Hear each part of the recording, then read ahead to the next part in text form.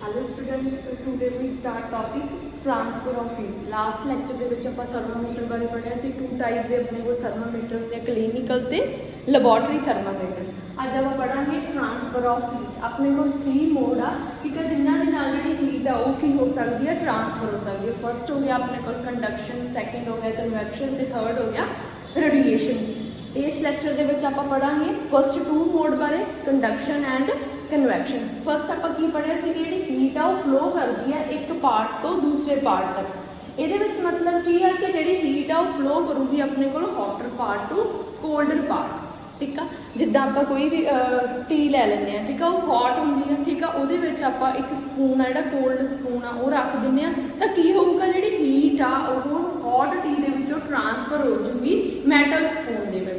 तो यदा मतलब की है कि हॉटर पार्ट तो जी हीट ट्रांसफर होगी वो कहते होगी कोल्डर पार्ट के अपने को ट्रांसफर हो सकती है। होर भी है जिदा आप कोई भी बर्नर आ, ठीक है, वो उपर आप यूटेंसिल रखते हैं तो जी हीट आ बर्नर तो मिल रही है वो कि ट्रांसफर हो जाती है अपने कोल्ड यूटेंसिल के। इदा जी हीट आ ट्रांसफर होती है हमेशा hotter part two colder part के। हम फस्ट पढ़ते हैं आप कंडक्शन बारे। कंडक्शन की डेफिनेशन की आ कहते transfer of heat from hotter part of material to colder part without movement of material itself. कि जो मटीरियल आ वो कोई मूवमेंट नहीं होगी, बट अपने को जी हीट ट्रांसफर होगी हॉटर पार्ट तो कोल्डर पार्ट के।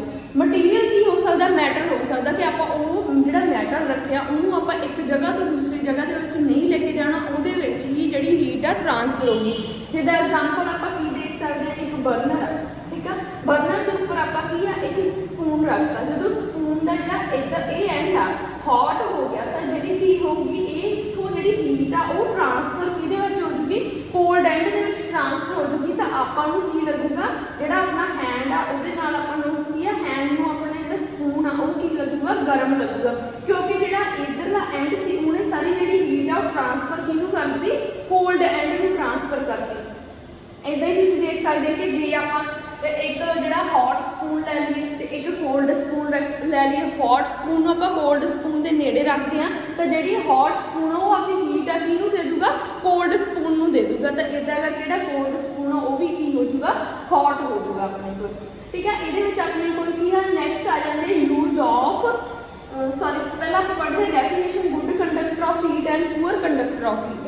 गुड कंडक्टर ऑफ हीट की है आप कंडक्टर भी बोल सकते हैं, ठीक है। जो पुअर कंडक्टर आप की बोलते हैं, इंसुलेटर बोलते हैं। गुड कंडक्टर का मीनस की है कि वो हीट पास हो जाती है। जिदा मैटल आप देखते हैं जिन्होंने भी आप बर्तन के खाना पकाने हैं, ठीक है, तो वो सारे की है मैटल के बने होंगे, ठीक है। वो मैटल के क्यों बने होंगे, क्योंकि वो हीट है जी लै सकते, उन्होंने हीट है जी वो पास हो जाती है।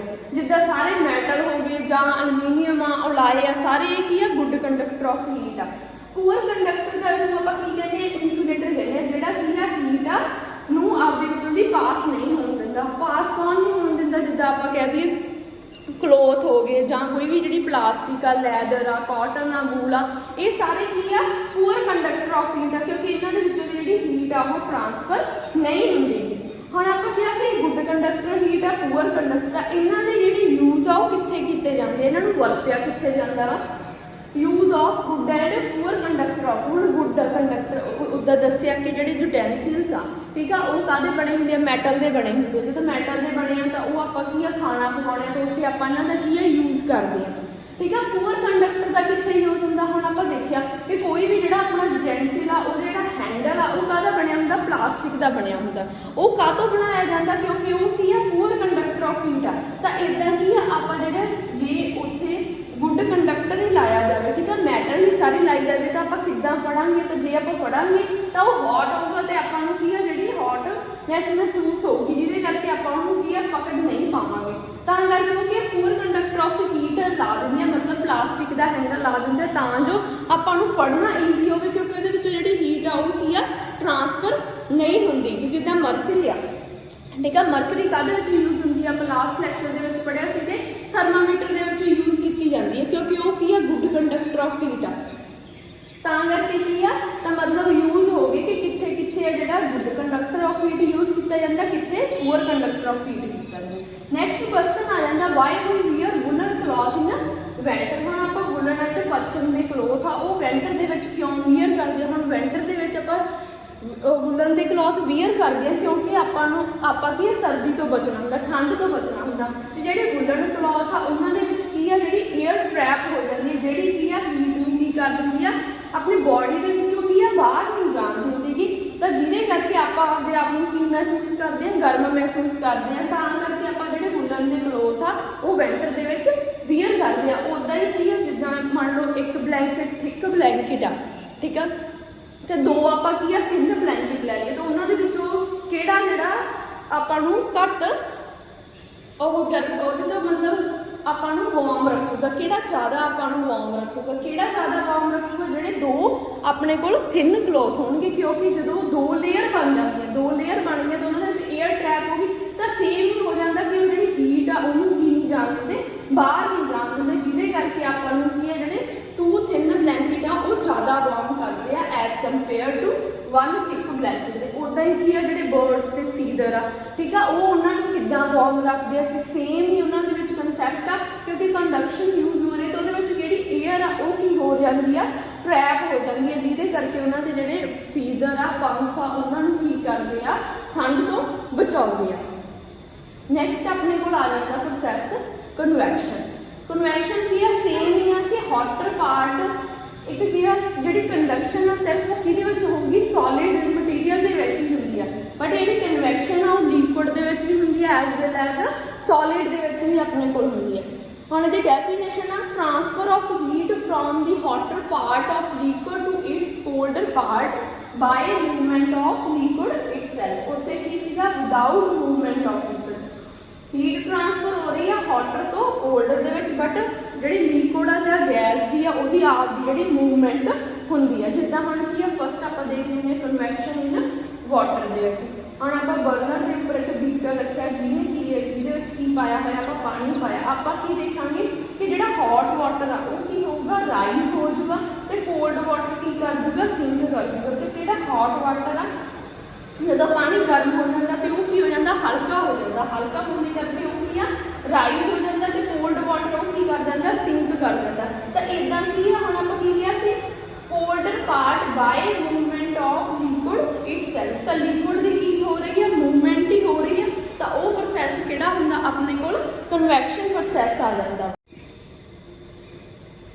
ਆਪਾਂ ਪੜ੍ਹਨਾ ਕਨਵੈਕਸ਼ਨ ਇਨ ਵਾਟਰ ਦੇ ਵਿੱਚ। ਕਨਵੈਕਸ਼ਨ ਇਨ ਵਾਟਰ ਦੇ ਵਿੱਚ ਕੀ ਸੀਗੇ, ਜਿਹੜੀ ਹੌਟ ਵਾਟਰ ਆ ਉਹ ਕੀ ਹੋ ਜਾਂਦਾ, ਰਾਈਜ਼ ਹੋ ਜਾਂਦਾ, ਤੇ ਕੋਲਡ ਵਾਟਰ ਕੀ ਕਰ ਜਾਂਦਾ, ਸਿੰਕ ਕਰ ਜਾਂਦਾ। ਹੁਣ ਆਪਾਂ ਨੈਕਸਟ ਪੜ੍ਹਦੇ ਹਾਂ ਕਨਵੈਕਸ਼ਨ ਇਨ ਏਅਰ।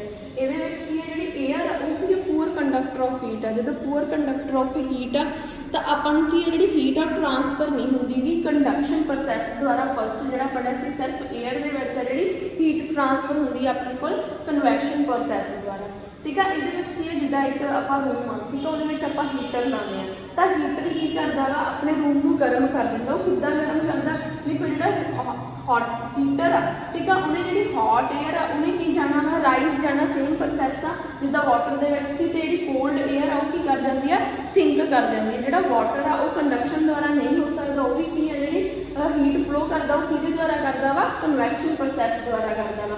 ਤਾਂ ਇਦਾਂ ਹੀ ਹੈ, ਜਿਹੜੀ ਹੌਟ ਏਅਰ ਰਾਈਜ਼ ਹੋਈ ਜਾਂਦੀ ਹੈ, ਤੇ ਕੋਲਡ ਏਅਰ ਕੀ ਹੋਈ ਜਾਂਦੀ ਆ, ਸਿੰਕ ਹੋਈ ਜਾਂਦੀ। ਜਿਵੇਂ ਜੇ ਆਪਾਂ ਹੀਟਰ ਦੇ ਨੀਅਰ ਬੈਠਾਂਗੇ ਤਾਂ ਆਪਾਂ ਨੂੰ ਜ਼ਿਆਦਾ ਜਿਹੜੀ ਆ ਹੌਟਨੈਸ ਆ ਮਹਿਸੂਸ ਹੁੰਦੀ ਆ, ਠੀਕ ਆ। ਉੱਦਾਂ ਹੀ ਇੱਕ ਐਗਜ਼ਾਮਪਲ ਆ ਜਿੱਦਾਂ ਕੈਂਡਲ ਆ, ਠੀਕ ਆ, ਇੱਕ ਕੈਂਡਲ ਲੈ ਲੈਂਦੇ ਹਾਂ, ਠੀਕ ਆ ਆਪਾਂ, ਤਾਂ ਉਹਦਾ ਜਿਹੜਾ ਫਲੇਮ ਹੁੰਦਾ ਉਹ ਕੀ ਹੁੰਦਾ, ਹੌਟ ਹੁੰਦਾ। ਤੇ ਜੇ ਤਾਂ ਆਪਾਂ ਉੱਪਰ ਹੈਂਡ ਰੱਖਦੇ ਹਾਂ ਤਾਂ ਆਪਾਂ ਨੂੰ ਜਿਹੜਾ ਆਪਣਾ ਜਿਹੜੇ ਹੱਥ ਆ ਉਹਨੂੰ ਆਪਾਂ ਨੂੰ ਹੌਟਨੈਸ ਮਹਿਸੂਸ ਹੋਊਗੀ, ਠੀਕ ਆ, ਹੀਟ ਮਹਿਸੂਸ ਹੋਊਗੀ।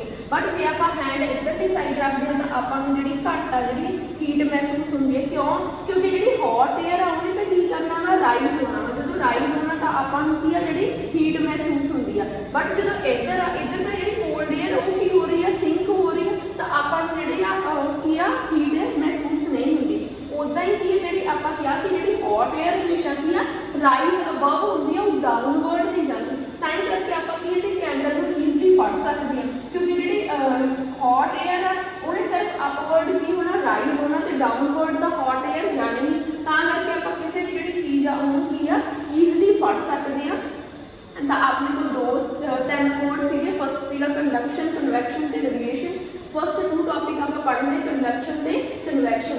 ਕੰਡਕਸ਼ਨ ਦੇ ਵਿੱਚ ਕੀ ਸੀਗਾ, ਜਿਹੜੀ ਟ੍ਰਾਂਸਫਰ ਹੋਣੀ ਸੀ heat hotter part to colder part, same ਹੀ ਕਨਵੈਕਸ਼ਨ ਦੇ ਵਿੱਚ ਸੀ, ਬਟ ਕੰਡਕਸ਼ਨ ਆ ਉਹਦੇ ਵਿੱਚ ਕੀ ਸੀਗੀ, ਮਟੀਰੀਅਲ ਦੀ ਜਿਹੜੀ ਮੂਵਮੈਂਟ ਆ ਇਟ ਸੈਲਫ ਨਹੀਂ ਹੁੰਦੀ, ਬਟ ਕਨਵੈਕਸ਼ਨ ਦੇ ਵਿੱਚ ਜਿਹੜੀ ਮਟੀਰੀਅਲ ਦੀ ਮੂਵਮੈਂਟ ਆ ਉਹ ਇਟ ਸੈਲਫ ਹੁੰਦੀ ਆ। ਕੰਡਕਸ਼ਨ ਸਿਰਫ ਕਿੰਨਾ ਦੇ ਵਿੱਚ ਹੋ ਸਕਦੀ ਹੈ, ਕੰਡਕਸ਼ਨ ਦੁਆਰਾ ਹੀਟ ਟ੍ਰਾਂਸਫਰ ਓਨਲੀ ਸੋਲਿਡ ਦੇ ਵਿੱਚ ਹੋ ਸਕਦੀ ਹੈ, ਬਟ ਕਨਵੈਕਸ਼ਨ ਦੇ ਵਿੱਚ ਜਿਹੜੀ ਹੀਟ ਟ੍ਰਾਂਸਫਰ ਉਹ ਐਜ਼ ਵੈਲ ਐਜ਼ ਲਿਕੁਇਡ ਵੀ ਹੋ ਸਕਦੀ ਆ ਤੇ ਗੈਸਿਸ ਵੀ ਹੋ ਸਕਦੀ। Thank you.